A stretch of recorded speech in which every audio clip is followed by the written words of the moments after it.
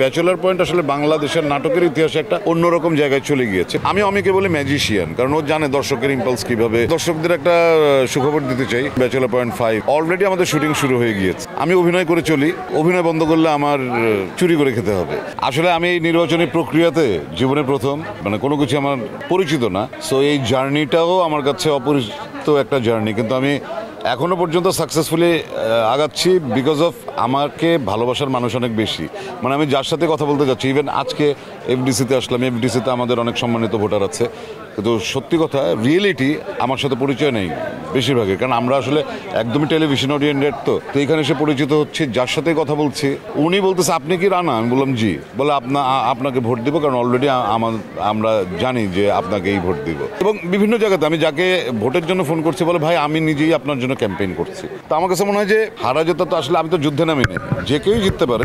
তো আমার কাছে আমার জেতা হয়ে গেছে, আমি ভোটারদের মনটা জয় করে নিচ্ছে আগেই। হয়তো সংখ্যায় কত এটা ইলেকশনের পরে জানা যাবে, বাট যাদের ভালোবাসা পেয়েছি এনাফ একটা মানুষের এক জীবনে।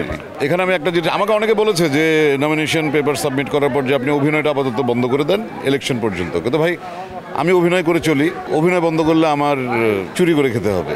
সো আমি অ্যাক্টরস ইকুইটি নির্বাচনে দাঁড়িয়েছি অভিনয় শিল্পীদের মর্যাদা প্রতিষ্ঠার জন্য, কিন্তু আমি নিজে যদি কাজ না করি তাহলে আমাকে আসলে অভিনয় শিল্পী সংঘের ফান্ড চুরি করে খেতে হবে, এটা আমি পারবো না। সো আমি অভিনয় করব, সংগঠনের কাজ করব অভিনয়ের পরের সময়টায়। সেটা দরকার হলে আমার শিল্পী সংঘের অফিসিয়াল কার্যক্রম রাতে শুরু করব, যেটা হতে পারে 10টা থেকে 12টা, আর অথবা সকালে, কারণ অ্যাক্টিং তো বাদ দিতে পারবো না। না দেখেন, ব্যাচেলর পয়েন্টের ব্যাপারটা হচ্ছে কি, ব্যাচেলর পয়েন্টের আগেও আমরা বিভিন্ন সময় বিভিন্ন জনপ্রিয় ধারাবাহিকে কাজ করেছি, ওই সময় ওইটাই জনপ্রিয় ছিল। তো আবার যখন আরেকটা আসে সেটা জনপ্রিয়। বাট আপনি যেটা বললেন যে ব্যাচেলর পয়েন্ট আসলে বাংলাদেশের নাটকের ইতিহাসে একটা অন্যরকম জায়গায় চলে গিয়েছে, সেই জায়গায় ব্যাচেলর পয়েন্ট নিঃসন্দেহে অনেক বেশি সাকসেসফুল। আর অভিনয় শিল্পী হিসেবে আমার ক্ষেত্রেও যেটা হয়েছে যে আগে কাজ করেছি, হ্যাঁ মানুষ চিনেছে, পছন্দ করেছে, কিন্তু সেটার একটা সীমা ছিল।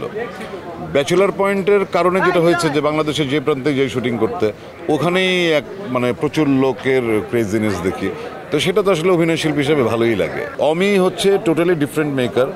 ও আসলে এটা একদিনে তো হয় নাই। অমি যখন প্রথম কাজ করেছে ও তো লো বাজেটে কাজ করেছে, অনেক কাজ আছে, কিন্তু যোগ্যতার প্রমাণ দেওয়ার পরে তো আসলে এখনকার অমি হয়েছে। অনেকে যেমন আক্ষেপ করে উনি যেই টাকা পায় এই টাকা পেলে আমরাও পারতাম, বাট আমার উত্তর হচ্ছে উনি একদম কম টাকাতেও প্রোডাকশন করেছে, তো ওই প্রোডাকশন করেই কিন্তু উনি ওনার যোগ্যতার প্রমাণ রেখেছে। আমি অমিকে বলি ম্যাজিশিয়ান, কারণ ও জানে দর্শকের ইম্পালস কিভাবে ক্যাশ করতে হয়।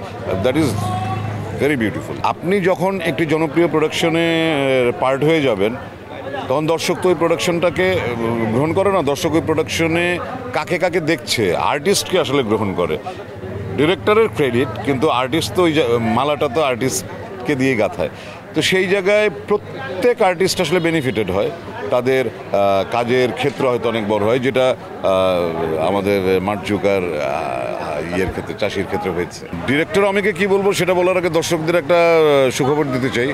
সম্ভবত কোরবানি ঈদের পরে আমরা ব্যাচেলর পয়েন্ট 5 সিজন 5 নিয়ে আসছি দর্শকদের জন্য।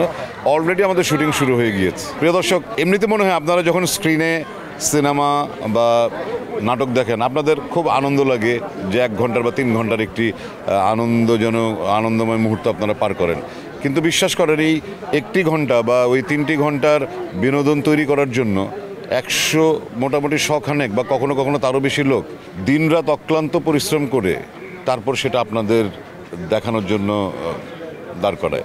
সো এটার পেছনে যে শ্রম, ঘাম, যে চোখের পানি, অনেক কিছু ঝরে আমরা দেখি, তো রাগারাগি, ঝগড়াঝাটি, দিন শেষে আবার ভালোবাসা, তো সব কিছু মিলিয়ে এই প্রোডাকশনটি যখন দর্শক দেখে যখন দর্শকের ভালো লাগে তখন আমাদের সব কষ্ট দূর হয়ে যায়।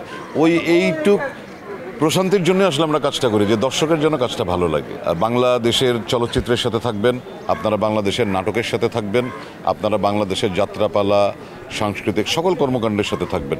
শুধু বাংলাদেশের সংস্কৃতি আপনারাই দাঁড় করাতে পারবেন বিশ্বের দরবারে।